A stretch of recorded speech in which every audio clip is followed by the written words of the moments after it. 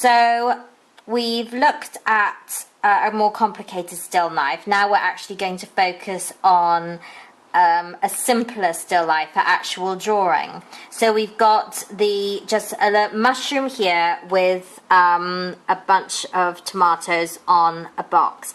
As I said, this isn't about composition, this is just about exercise.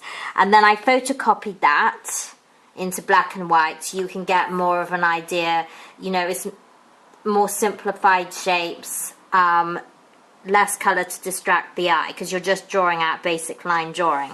Okay, so as we said before in the previous video, you're going to use the mushroom as a measuring tool for the rest of the picture. And so here you've got, take a pencil and measure that, and then that goes across once and say 1.5. Then you can take that measurement here, so that's 1, roughly 2. You know, these are approximations. You don't have to make it exact.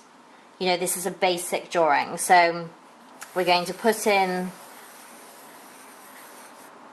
the mushroom here, and then you're going to measure that. So that's 1, 2 and a half. So your drawing should end about here, and then you're going to take it down once.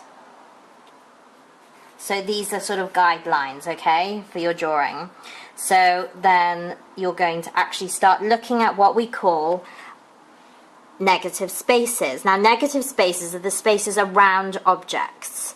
So this triangle is a negative space. This is a negative space.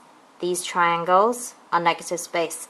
If that is drawn wrong, if that does not look the same as here, then these objects will be wrong. So for example, I'm going to draw this.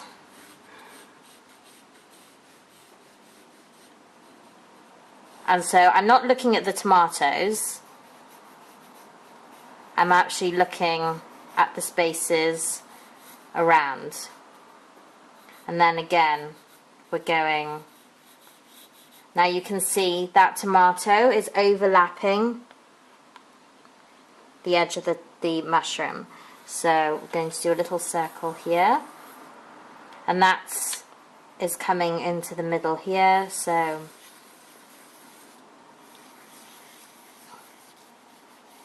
you know, these are basics. You can actually obviously take an eraser and adapt it as you're going along. So this is a negative space here. Do you see that triangle there? Because people always find it difficult with foreshortening, and the negative spaces really help with foreshortening.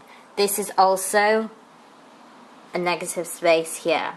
So I feel I haven't gone down enough here, so maybe I haven't made these tomatoes big enough, so you can adapt them like that. Okay, as I said, it's just a rough drawing. What these exercises are going to do is actually train your eye. Now look at this.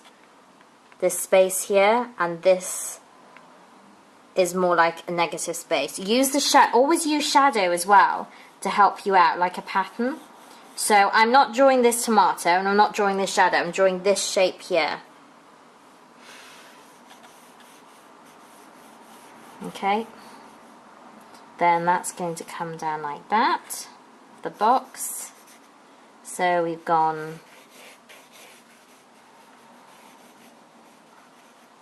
like that. So you can see it actually coming now here, can't you? And then we're actually going to just put the vine in. So that's, and it's almost like, if you want to think of it, like dot to dot. So that's in the middle, and then that comes to that bit here.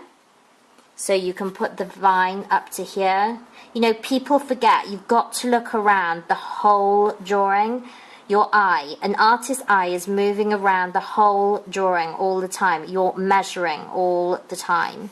It's not the biggest problem I have with students is that they just focus on one little area and they start to put in detail on one area. You've got to draw the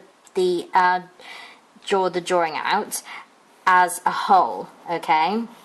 I mean, this is very, very basic, you know, but it's just really to show you